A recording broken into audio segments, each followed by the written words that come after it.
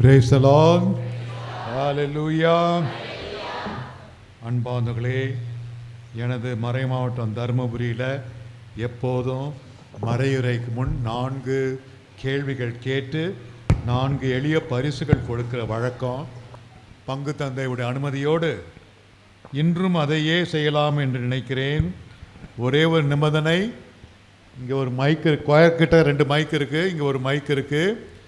இருக்கும் இடத்திலிருந்து விடையை கத்தினால் ஏற்றுக்கொள்ளப்படாது. மைக்கில் சொல்கிறவங்க மைக் சொன்னால் மட்டும்தான் அது விடை ஏற்றுக்கொள்ளப்படும். மீண்டும் சொல்கிறேன், தயவுசெய்து இருக்கும் இடத்திலிருந்து கத்த வேண்டாம்.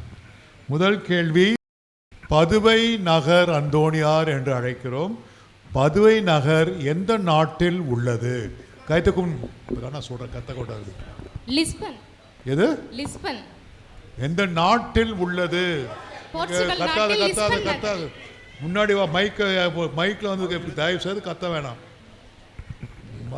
எந்த நாட்டில் உள்ளதுன்னு கேட்டேன். போர்ச்சுகல் நாட்டில் லிஸ்பன் நகர். தவறு.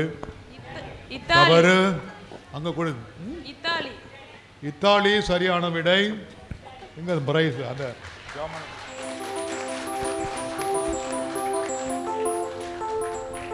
அடுத்து இதுவும் எளிதான கேள்வி, தயவுசெய்து கத்தாதீங்க, கை தூக்குங்க, மைக்கு கிட்ட வாங்க. அந்தோணியார் இறந்த பின் எத்தனை ஆண்டுகளுக்கு பிறகு அவர் புனிதராக அறிவிக்கப்பட்டார்? ஓராண்டுக்கு பிறகு. ஓராண்டு கூட ஆகல. எத்தனை மாதம்? எத்தனை மாதம் ஆச்சு? 11 மாதம். 11 மாதம். புனித ஜான் பால். அடுத்தது சற்று கடினமான கேள்வி, அந்தோணியாரை பற்றியே. அந்தோணியார் மறை வல்லுனர், டாக்டர் ஆஃப் த சர்ச், மறை வல்லுனர், டாக்டர் ஆஃப் த சர்ச் என்று எந்த திருத்தந்தை எந்த ஆண்டு அறிவித்தார்? முன்னாடி வாமா, முன்னாடி வா. யாராவது எந்த திருத்தந்தை எந்த ஆண்டு அறிவித்தார் மறை வல்லுனர் என்று? ஒரே ஒரு ஆள் தானே. இந்த பக்கம் யாரா இருக்கீங்களா? சொல்லுமா. 12ஆம் ஆண்டு பத்தியநாதர். 12ஆம் ஆண்டு பத்தியநாதர். திருப்பி சொல்லு. 12ஆம் ஆண்டு பத்தியநாதர். 12ஆம் ஆண்டா?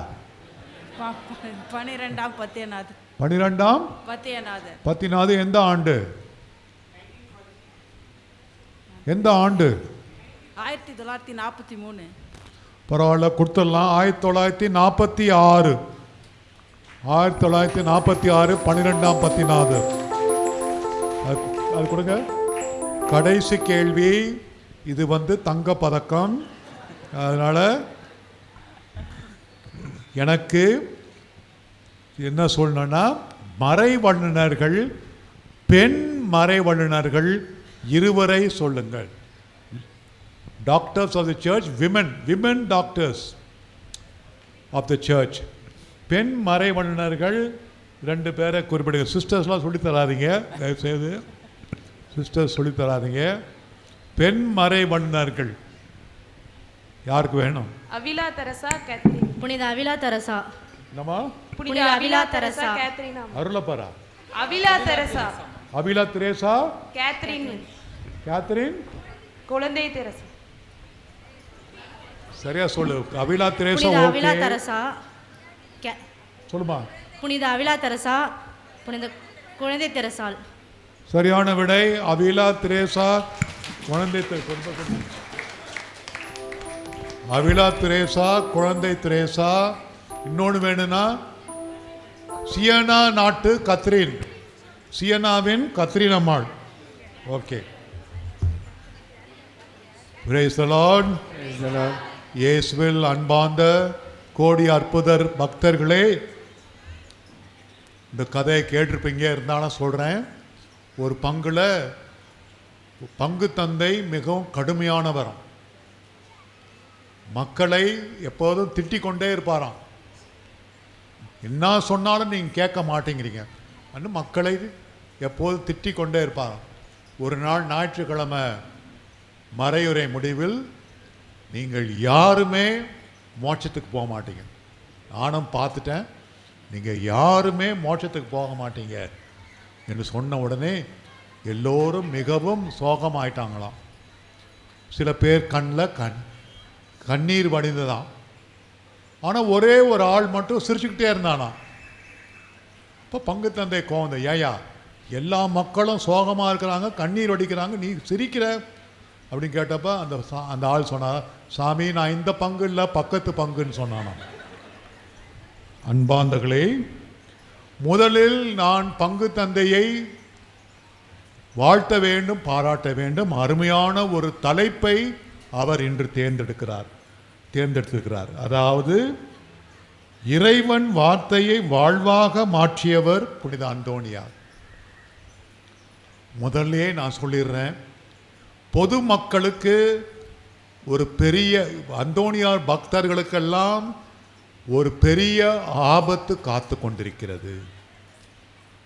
அந்தோணியா பக்தர்கள் எல்லோருக்கும், குறிப்பாக பொதுமக்கள் பாமர மக்களுக்கெல்லாம் ஒரு பெரிய ஆபத்து காத்து கொண்டிருக்கிறது. என்ன ஆபத்து? அந்தோணியார் பக்தர்களுக்கு குறிப்பாக என்ன ஆபத்து என்றால், ஒரு பொறி, எலி பிடிக்கிறதுக்கு ஒரு பொறி வைப்பா, அதே மாதிரி சாத்தான் நமக்காக ஒரு பொறியை வைத்திருக்கிறான்.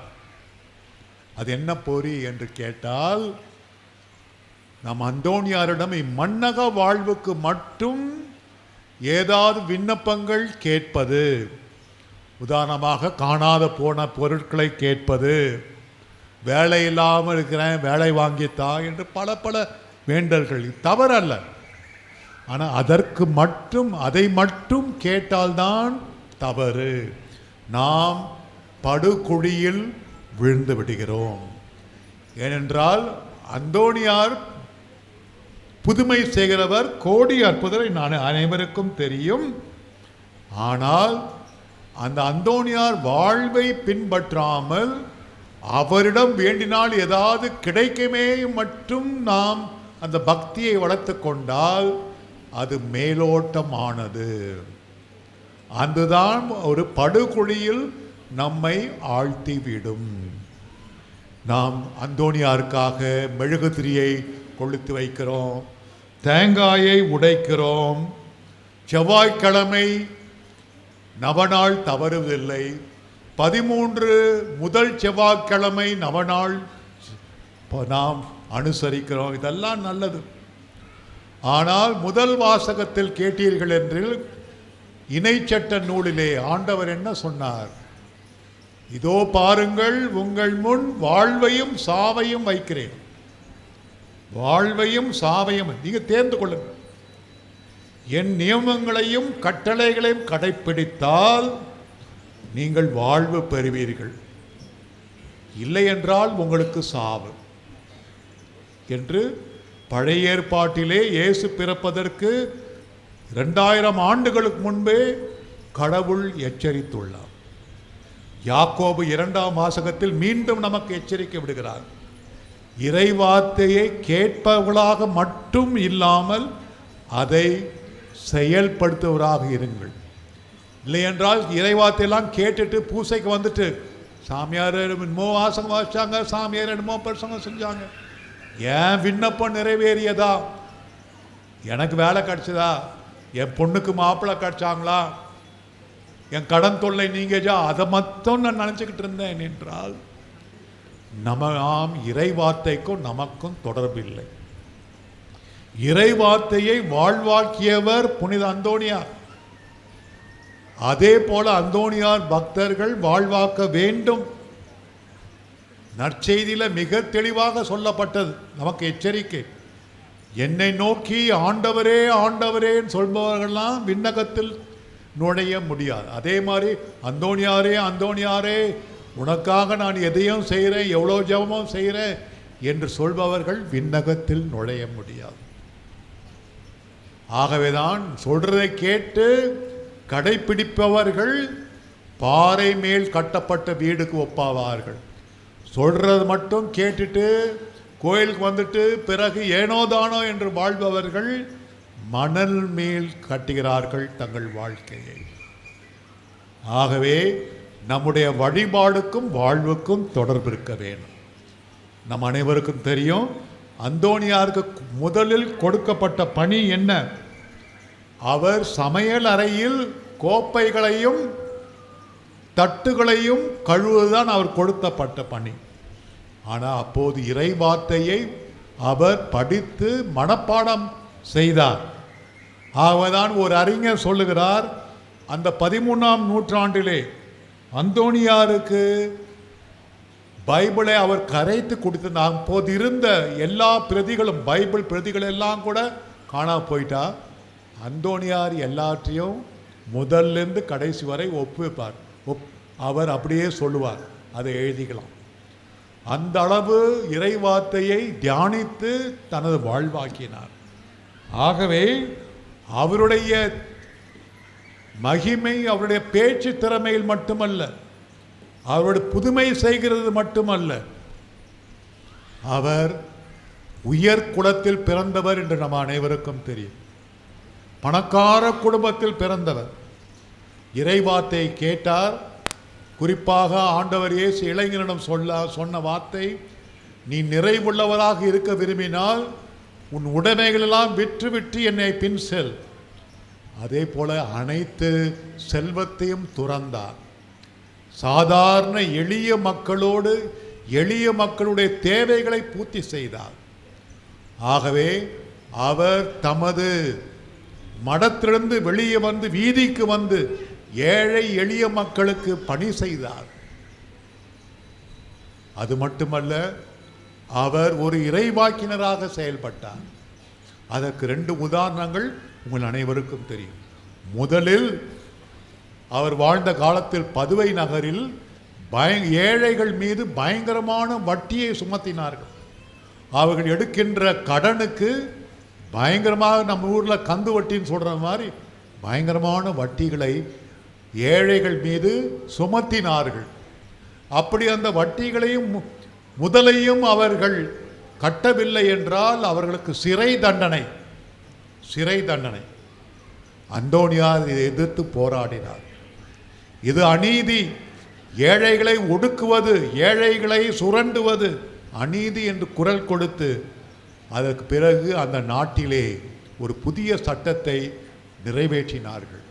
அதாவது அதிகமாக வரி வசூலிக்கக்கூடாது, 2வது யாரையும் கடன் கொடுக்கவில்லை என்றால் சிறையில் தள்ளக்கூடாது என்ற புதிய சட்டத்தை நிறைவேற்றினார்கள்.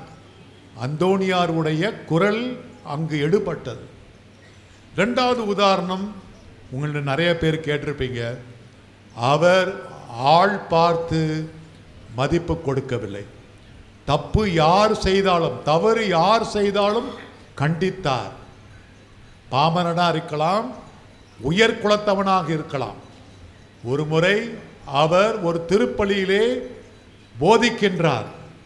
திருப்பலி நிறைவேற்றுகிறவர் ஒரு பேராயர், அவர் பெயர் சீமோன். அவர் தவறான வாழ்க்கை பாவ வாழ்க்கை வாழ்ந்து கொண்டிருந்தார். அந்தோனியார் போதித்து கொண்டே திடீரென்று அந்த பேராயர் பார்த்து, உன்னை பார்த்துதான் நான் பேசுகிறேன், நீ உன் பாவ வாழ்க்கையை விட்டு திருந்தவில்லை என்றால் நீ அழிந்து விடுவாய் என்று அனைவர் முன்னும் அந்த பேராயரை சாடினார்.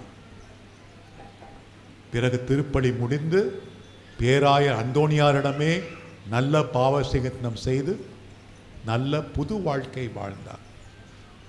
ஆகவே அன்பானவர்களை, நான் கொடுப்பது ஒரே ஒரு செய்திதான்.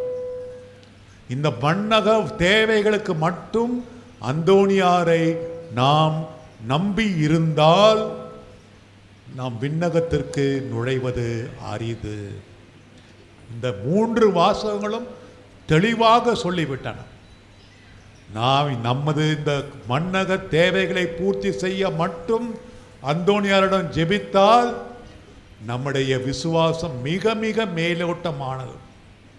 மிக மிக நாம் சாத்தான் விரித்த வலையில் விழுந்து விடுவோம்.